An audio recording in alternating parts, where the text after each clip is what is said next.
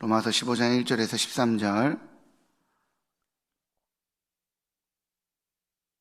네, 신약성경 259면에 있습니다. 로마서 15장 1절에서 13절. 우리 교독하도록 하겠습니다. 믿음이 강한 우리는 마땅히 믿음이 약한 자의 약점을 담당하고 자기를 기쁘게 하지 아니할 것이라.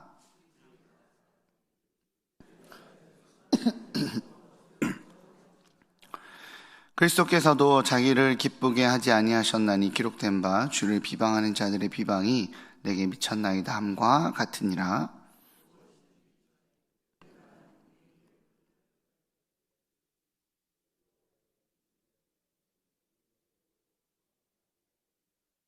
이제 인내와 위로의 하나님이 너희로 그리스도 예수를 본받아 서로 뜻이 같이 하여 주사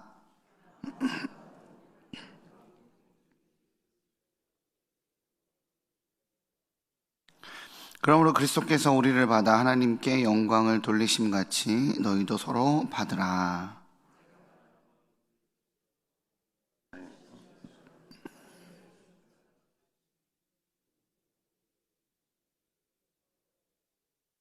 이방인들도 그 긍휼하심으로 말미암아 하나님께 영광을 돌리게 하려 하심이라. 기록된 바 그러므로 내가 열방 중에서 주께 감사하고 주의 이름을 찬송하리로다 함과 같으니라.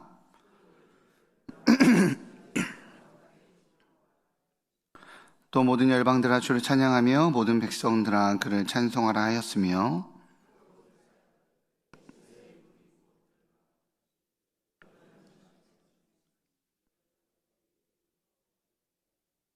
함께 읽겠습니다. 소망의 하나님이 모든 기쁨과 평강을 믿음 안에서 너희에게 충만하게 하사 성령의 능력으로 소망이 넘치게 하시기를 원하노라. 아멘. 오늘 이 말씀으로 하나님께서 은혜 주실 줄 믿습니다. 네, 감사합니다. 어떤 장로님, 저희 교회 어떤 장로님과 대화를 하는데 카페에서 장로님이 금방 우리 임성진 전도사님의 건강의 이상과 그에 따른 교회 반응을 보면서 아주 우리 교회가 살아있구나 라는 그런 느낌과 생각이 들었다라고 이야기를 해주시더라고요. 그러면서 공동체가 살아있다라고 하는 느낌은 공동체에 발생된 이 연약한 지체에 대해서 교회가 어떻게 반응하는가, 공동체가 어떻게 반응하는가, 그 어떤 결정을 하느냐 여부에 따라 그 공동체가 건강한가, 건강하지 않은가, 살아있는가, 살아있지 못하고 있는가를 결정하는 것 같다. 그런 이야기를 하더라고요.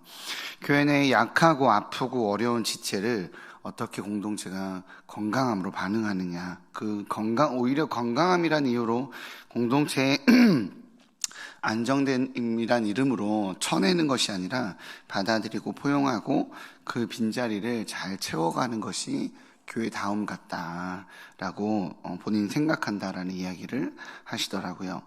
오늘 본문 말씀을 보면서 그 장로님의 이야기가 떠올랐습니다. 오늘 본문 1절입니다. 같이 한번 읽어보도록 할까요? 시작. 믿음이 강한 우리는 마땅히 믿음이 약한 자의 약점을 담당하고 자기를 기쁘게 하지 아니할 것이라. 아멘. 사도 바울은 믿음이 강한 우리는 이라고 말하고 있습니다. 이는 우리는 이라고 말하니까 자기를 포함한 이야기인 거죠. 자신을 포함해서 깊은 신앙을 가지고 있는 이 기독교 공동체 성도들에게 하는 말이에요. 우리가 이래야 된다라고 말이죠. 우리가 해야 될 것이 있는데 그것은 바로 믿음이 약한 자들을 담당해야 한다라고 말하고 있습니다. 우리 일산중심교회가 임성진 전도사와 전도사를 잘 품었던 것처럼 또 교회에 휠체어를 타고 오시는 성도들이나 몸이 불편한 상태로 예배 자리에 오시는 우리 지체들을 잘 돌보는 것처럼 말입니다. 그런데 이 약함을 안아주는 것은 뿌듯함도 있고 거룩함도 있습니다. 그래야 되는 걸 알아요. 그런데 문제는 뭐냐면 그 경계선이 약함인지 악함인지 그것이 불분명할 때가 있다라는 것입니다. 문제는 거기서 발생되지 않나라고 생각해 보게 됩니다. 제가 과거 선교단체에서 활동하고 있을 때 죄송합니다. 함께 선교단에서 같이 활동하고 계셨던 전도사님께서 사역하시던 교회를 찾아가 본 적이 있습니다. 이 교회는 이제 개척을 한 지 약 2달이 간 넘은 교회였습니다. 그럼에도 불구하고 성도가 한 100여 명 정도 되는 그런 교회였어요. 상가 2층에 모여서 함께 예배하는 그런 교회였습니다. 2달이 간 넘은 교회임에도 불구하고 교역자가 8명 정도 되는 좀 독특한 교회입니다. 그러기 쉽지 않잖아요. 좀 더 교회에 대해서 묘사를 한다면 대략 남성과 여성의 비율이 한 6대4 정도, 여성분들이 한 60여 명 정도 있었고 남성분들이 한 40여 명 정도 되는 그런 교회였습니다. 그렇게 한 100여 명 정도의 성도가 개척한 지 갓 2달밖에 안 된 성도들이 주일 예배를 드리고 있었습니다. 이제 목사님의 설교가 끝나고 축도까지 잘 끝났습니다. 예배가 끝나자마자 예배 가운데 함께 예배를 했던 40여 명의 남성들 중 대부분 한 30여 명, 제 기억으로는 한 그 정도 됐던 것 같아요. 거의 대부분의 남성 성도분들이 예배가 끝나고 축도가 끝나자마자 이 2층에서 바로 뛰어내려가서 1층까지 뛰어내려가시더라고요. 너나 할 것도 없이 후다닥 그렇게 우르르 내려가시더니 30여 명의 남성이 1층 바깥에 내려가서 전부 담배를 이렇게 하나씩 다 꺼내서 담배를 전부 피시는 겁니다. 그러면서 참기 힘들었다고 하면서 본인들끼리 대화하시면서 담배를 피시더라고요. 예배가 1시간 반 정도 진행이 됐는데 1시간 반 정도 기다리면서 그분들의 말로 정말 땡겼다 등등의 표현을 하면서 담배를 하나씩 꺼내서 피시는 모습을 봤습니다.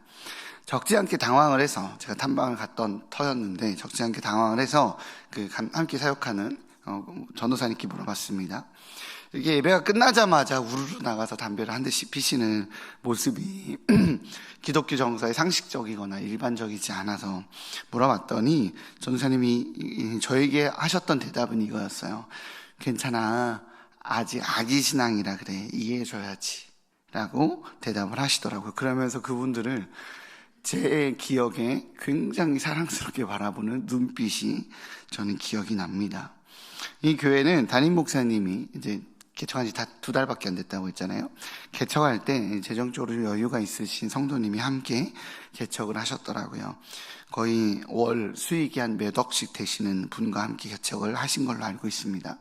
목사님께서 개척을 하며 처음 하신 건 바로 8명의 교육자, 전임 사역자를 세웠습니다. 그리고 개척을 한 성도가 약 10명도 채 되지 않는데 교육자가 8명이나 되는 거예요. 그런 교회가 이제 전임 사역자랑 뭘 했냐면 매일 나가서 전도를 했습니다. 그렇게 이 교회는 기존 그리스도인이 수평 이동을 한 것이 아니라 길거리에서 만난 비그리스도인들을 전도해서 2달 만에 100여 명이 넘는 공동체가 된 것입니다. 대부분 모두 사역자들이 직접 나가서 길거리에 전도하며 만난 이제 흔히 말하는 생짜배기 성도이다 보니 아직은 술도 하고 담배도 하고 기독교 정서와 문화에 익숙하지 않은 등등의 모습이 있는 것이죠. 그래도 어떻습니까? 이렇게 예배 자리에 나와서 훈련도 받고 교육도 받고 말씀도 듣고 예배도 하면서 이 성화의 과정을 밟아가고 있는 이 모습을 바라보며 목회자들과 교회 성도들이 굉장히 사랑스럽게 바라보더라는 것입니다.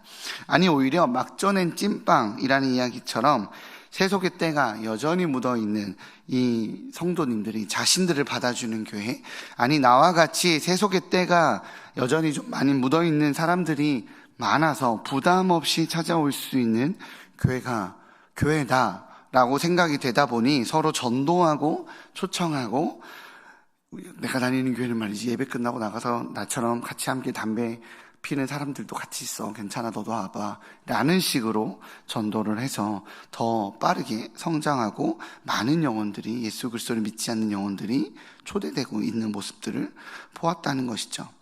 그렇게 하나님 앞에서 세워져 가고 있는 영혼들을 보면서 이 전도사님께서는 자신은 이 교회 사역이, 이 과정들이 너무 귀하고 가치 있다라는 대답을 했던 기억이 납니다. 성도님들은 어떠십니까? 우리 교회 안에 그런 분들이 교회 담을 넘어서 교회 안으로 들어온다면 여러분들은 받아주고 안아주실 수 있겠습니까? 여기에서 우리는 저는 어제 담임 목사님께서 설교의 마지막에 하셨던 문구가 굉장히 기억에 남습니다.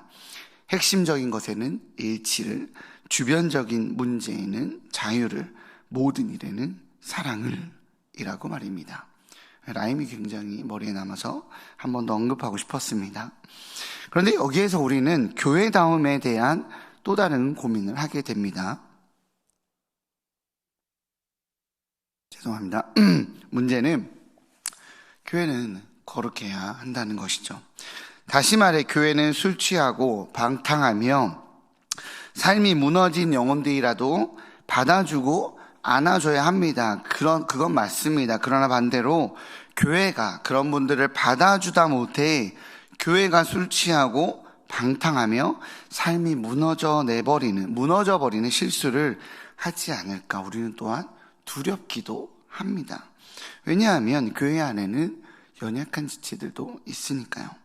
예를 들어서 제가 청소년 사역을 하던 중에 사역자 중에서 방황하는 청소년들에 대한 비전과 소명을 갖고 있었던 사역자가 있었습니다. 그런 아이들을 대상으로 사역하는 사역을 열심히 하던 사역자가 있었어요. 자신이 청소년 시기 때 방황했고 자신이 청소년 시기 때 굉장히 정체성을 못 잡았기 때문에 그 아이들을 청소년 시기 때에 모범생으로 교회 잘 다니고 공부 열심히 하고 학교 생활 잘하는 그런 아이들 말고 학교에서도 잘리고 사고도 치고 문제도 일으키는 그런 아이들을 돌보고자 하는 마음이 있어서 매일 밤마다 거리를 다니며 오토바이를 타고 다니고 밤마다 밤거리를 헤매고 술집과 나이트를 전전하는 청소년들을 만나 복음을 전하고 그들에게 먹을 걸 사주고 그들과 관계를 맺는 그런 사역을 하는 사역자가 있었습니다. 그리고 그 아이들을 위해서 토요 예배를 만들었습니다. 그렇게 토요 예배를 만드는데 얼마 되지 않아서 100여 명이 넘는 아이들이 토요일날 모여서 함께 예배하는 거예요. 펑키 머리에 미니스커트에 문신에 그 다양한 우리가 교회에서 보기 힘든 모습을 한 아이들이 토요일날 나와서 예배를 했습니다. 그런데 문제는 기존에 교회를 다니던 아이들이 그 아이들이 너무 무서운 거예요. 흔히 말하는 일진, 양아치 이런 아이들이니까. 그래서 교회를 다니던 기존의 아이들이 안 나와, 교회가 무서워서 못 나오겠다라는 거죠. 순진하게 교회 생활을 열심히 하던 중직자 자녀들, 흔히 말하는 아직 세속의 때가 묻어있지 않아서 어렸을 때부터 교회 생활 열심히 하던 아이들이 나오지 않습니다. 혹은 반대로 그 아이들이 물들기 시작하는 현상도 생기기 시작했습니다. 관계를 하다 보니 그렇게 흔히 말하는 노는 아이들과 관계를 하다 보니 반대로 교회에서 담배도 배우고 술도 배우고 교회의 거룩함으로 아이들이 그 아이들에게 귀한 영향을 미치는 것이 아니라 반대로 교회 밖 아이들의 세속됨이 교회를 물들이기 시작했습니다. 그래서 결국 당에는 그 아이들이 토요 모임을 못하도록 최종 결정을 내렸습니다. 믿음이 약한 자를 품어주는 것이 아니라 믿음이 약한 자, 즉 기존의 신앙인들이 세상의 세속에 물들어 버린 것입니다. 그리고 그러한 모습은 비단 아이들뿐 아니라 어른들 역시 마찬가지지 않나라고 우리는 생각해 보게 됩니다. 그래서 걱정이 됩니다. 교회에는 이런 딜레마가 있습니다. 그렇죠? 거룩해야 하니 세상과 구별되어야 합니다. 그러나 세상을 또한 품다 보니 세상의 영향을 받습니다. 우리의 받아줌이 우리의 타락이 되지 않도록 우리는 어떻게 해야 되는 것일까요? 우리의 구별됨이 세상과 단절되고 세상을 배척하는 것이 되지 않으려면 우리는 어떻게 해야 될까요? 오늘 본문 1절은 이렇게 이야기합니다. 자기를 기쁘게 하지 아니할 것이다 라고 말입니다. 사랑하는 성도님들, 누구보다도 주님을 사랑하시기를 주님의 이름으로 축복합니다. 세상 어떤 가치보다도 주님을 가장 우선시하시기를 주님의 이름으로 축복합니다. 그러나 더 깊은 사랑은 서로를 바라보는 것이 아니라 같은 것을 바라보는 것임을 놓치지 않으시기를 주님의 이름으로 부탁드립니다. 따라해 볼까요? 깊은 사랑은 서로를 바라보는 것이 아니라 같은 곳을 바라보는 것입니다. 제가 조그만 교회에서 사역자로 사역할 때였습니다. 교회 청소년 사역을 할 때였는데요. 교회가 우리 교회처럼 이 자체적인 수련회를 운영할 능력이 되지 못했습니다. 그러다 보니까 연합수련회라는 것을 참가를 해요. 노회에서 하는 연합수련회, 선교단체에서 하는 연합수련회에 참가하곤 했습니다. 그런데 그런 수련회를 갈 때마다 느끼는 건 앞자리로 도저히 갈 수가 없다는 거예요. 제가 담당했던 교회 사역 아이들은 한 10명 안팎, 한 10여 명 정도 됐는데 굉장히 큰 교회에서 온, 대형 교회에서 온 우리 교회에서 앞자리에 성경책, 자켓, 옷, 자리를 다 맡아놨어요. 밥 먹으러 갈 때도, 일정이 있을 때도 앞자리에 자기 짐과 성경책, 옷 등으로 다 자리를 잡아놔서 앞으로 갈 수 없었습니다. 은혜를 받으려는 그 열정으로 뭘 했냐면 불법을 저지른 것입니다. 그 모습이 은혜를 사모하는 열정으로 보이는 것이 아니라 이기적인 고집쟁이들의 모습 같아 보였던 것입니다. 우리가 그럴 때가 있습니다. 신앙생활이 하나님을 기쁘게 하는 것이 아니라 사실은 내가 은혜 받는다는 이름으로 나를 기쁘게 하는 것이 목표가 될 때가 있습니다. 내가 늘 은혜 받는 바로 그 자리는 다른 사람이 앉으면 기분이 나빠요. 그렇죠?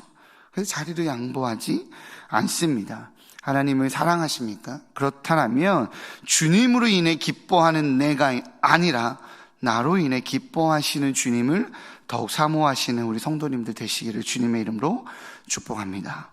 오늘 본문 3절에서도 그리스도께서 자기를 기쁘게 하지 아니하셨나니 라고 말하고 있습니다. 나의 신앙생활이, 나의 교회생활이 새가족을, 아직 믿음이 연약한 자들을, 믿음의 성숙을 이루지 못한 젊은이들이 하나님께 나올 수 있도록 안내하는 그런 축복의 통로가 되는 것을 더욱 기뻐하시는 우리 귀한 성도님들 되시기를 주님의 이름으로 축복합니다. 두 번째는 예수 그리스도를 본받는 것입니다. 우리 5절과 6절입니다. 같이 읽어보도록 하겠습니다. 5절과 6절 시작.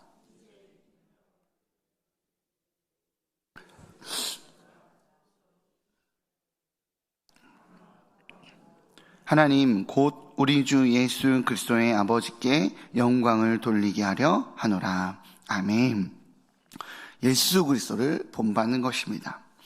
예수님께서는 세리와 창녀에게 찾아가셨습니다. 죄인들을 찾아가신 것입니다. 예수님은 자신의 거룩을 지키기 위해 죄인들과 단절되거나 거리를 두거나 그들을 외면하지 않았습니다. 예수님은 그들을 찾아가 인내와 위로로 그들을 돌보셨습니다. 그러나 그와 함께 예수님께서 행하신 것은 한 마음과 한 입으로 하나님 아버지께 영광을 돌린 것입니다. 세상 속으로 들어가지만 세상에 영향을 받는 것이 아니라 세상에 영향을 미치는 존재로서 예수님께서 계셨습니다. 하나님 아버지께 영광을 돌리기 위한 삶을 살아가셨습니다. 우리는 세상 속으로 들어가야 합니다. 또한 세상이 우리 안에 들어오게 해야 합니다. 아직 술도 담배도 심지어 음란과 죄악을 끊어내지 못한 영혼이라 할지라도 우리 일산 출신의 공동체 안에 들어오게 해야 합니다. 그들이 교회의 문턱을 넘을 수 있어야 합니다. 그러나 그렇게 문턱을 낮출 수 있는 힘은 교회가 그들에게 영향을 받는 것이 아니라 그들을 인내와 위로로 돌볼 수 있다라는 확신이 있을 때 사실 가능합니다. 우리 아이가, 우리 자녀가 그렇게 세속 안에서 참 거룩하지 못한 아이지만 우리 교회 공동체가, 우리 성도들이 그 아이를 인내와 위로로 품어줄 수 있다는 확신이 있을 때 그 아이를 촛대할 수 있는 것처럼 말입니다. 그들에게 선한 영향을 미칠 수 있다는 확신이 있어야 사실 가능한 바로 행동입니다. 그러한 결정이죠. 그렇게 믿음이 약한 자들을 돌보아 한 마음과 한 입으로 하나님께 영광을 돌리는 건강한 공동체가 되기를 힘써야 합니다. 그때에 공동체는 생명력 있게 성장하게 됩니다. 우리는 믿음이 약한 자들이 하나님께 영광을 올려드리는 제사장의 역할을 감당하는 우리 귀한 성도님들 되시기를 다시 한번 주님의 이름으로 부탁드립니다. 마지막으로 세 번째입니다. 성령의 능력으로 소망이 넘치게 해야 합니다. 13절입니다. 같이 읽겠습니다. 시작. 소망의 하나님이 모든 기쁨과 평강을 믿음 안에서 너희에게 충만하게 하사 성령의 능력으로 소망이 넘치게 하시기를 원하노라. 아멘. 우리의 싸움은 혈과 육에 대한 것이 아닙니다. 로마서 오늘 본문에서 말하는 믿음이 약한 자는 바로 믿음과 관련된 음식과 관련된 논쟁에서 시작되었습니다. 음식을 먹는 것, 포도주를 마시는 것 등등 이것들은 이방 제의와 관련되어 있었던 논쟁이었고 율법과 관련되어 있었던 논쟁이었습니다. 즉 믿음의 약함은 삶의 자리와 연관되어 있었던 것입니다. 과거 우리나라에 제사제도라는 것이 있었습니다. 천주교는 토착화라는 이름으로 제사를 허용했습니다. 그러나 기독교는 그것은 윤리의 문제가 아니라 귀신을 섬기는 우상숭배라고 하여 우리 기독교의 선교사님들은 금지했습니다. 이 과정에서 많은 그리스도인들, 특히 여성들이 가정에서 핍박받고 많은 어려움을 당했습니다. 그 어려움을 이겨낸 힘이 사실 과거에 무엇이었는지 아십니까? 바로 성령의 충만함이었습니다. 왜 그걸 극복하지 못하냐고, 왜 우상과 타협하냐고 교회가 가정 안에서 제사를 드리는 여성들을 정죄하고 나무라고 면박 주는 바로 그 죄책감 때문에, 내가 죄인이다라는 그 마음 때문에 바로 거기서 극복한 것이 아니라 성령의 충만함 때문에 극복했던 것입니다. 전통이라는 이름의 이 우상숭배를 통해서 가정에서 살아남는 것이 소망이 되는 것이 아니라 하나님 나라 소망으로 성령의 충만함으로 채워지는 이 은혜가, 예배 안에서 채워지는 이 은혜가, 교회 안에서 채워지는 이 은혜가 그 소망 때문에 삶의 자리의 한계를 극복했던 것입니다. 가정 안에서의 제사가 아닌 예배를 세우고 가정을 복음화시키고자 하는 그 열망과 그 소망 덕분에 제사를 강요하던 부모님을 교회로 인도하게 되는 바로 그 힘은 성령의 충만한 능력으로 얻게 된 소망 덕분이었습니다. 교회가 뜨거웠거든요. 하나님의 소망이 우리의 심령을 불타오르게 했거든요. 조상이 주는 소망을 넘어 복음이, 교회가, 은혜가 주는 소망이 가정 안에서 너무나도 넘치게 드러나니 우리 옛 어른들이 그 수십 년을 지켜왔던 제사를 포기했고 관습을 포기했고 오랜 시간 동안 지켜왔던 고집을 포기했습니다. 삶의 자리를 그렇게 포기했습니다. 복음의 생명력이 가정 안에 침투되어 삶의 자리를 바꿨던 것이죠. 복음의 생명력으로 다양한 문화와 다양한 관습이 로마 안에 엄청나게 넘쳐나게 있었지만 그런 것들이 교회 안으로 들어올 때 사도 바울은 이처럼 사랑으로 예수를 본받음으로 성령의 충만함으로 반대로 복음을 전하는 선교적인 공동체로 이 로마의 교회를 세워갔습니다. 사랑하는 일산충신의 성도님들, 이 새벽에 하나님께 나와 기도하는 우리 간절히 하나님의 뜻을 구하는 일산충신의 성도님들, 이처럼 우리가 우리 공동체 안에 들어오고 하나님께서 보내시는 이 연약한 지체들을 용납하고 예수님을 닮아가며 성령의 충만함으로 이 공동체와 삶의 자리를 지켜가기에 하늘의 영향력을 도리어 흘러내보내어 하나님 나라를 확장하는 축복의 통로 되시기를 주님의 이름으로 축복합니다. 기도하겠습니다. 사랑해 주님 감사합니다. 내가 믿음으로 충만하기를 소망합니다. 예수님을 닮아가기를 소망합니다. 하나님을 더욱더 깊이 알아서 주님과의 교제가 너무너무 깊어서 세상의 그 어떤 세속의 물결 가운데에서도 부딪혔을 때 그들에게 영향을 받는 자가 아니라 영향을 미치는 제사장의 삶을 살아가는 저희 되기 원합니다. 또한 그러한 일산 충신교회가 되기를 원합니다. 그렇게 주님 이곳에 오는 어떤 영혼이라 할지라도 하나님을 알아가고 세속의 것이 물들어 있는 것이 아니라 하나님의 거룩함으로 채워져 가고 성화되어져 가는 생명력이 살아있는, 하늘의 성령의 충만함이 살아있는 거룩한 공동체가 되기 원합니다.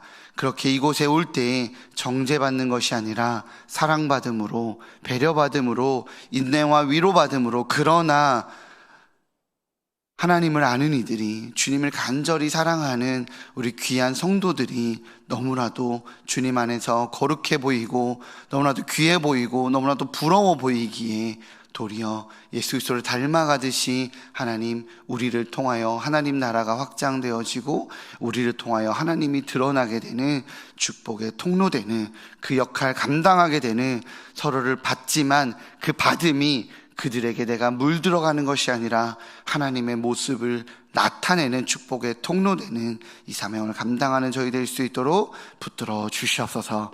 그 생명력으로 하나님 나라 확장되어져 가고 교회가 생명력 있게 성장해 나가는 일산 중심교회, 우리 교회 될 수 있도록 붙잡아 주시옵소서.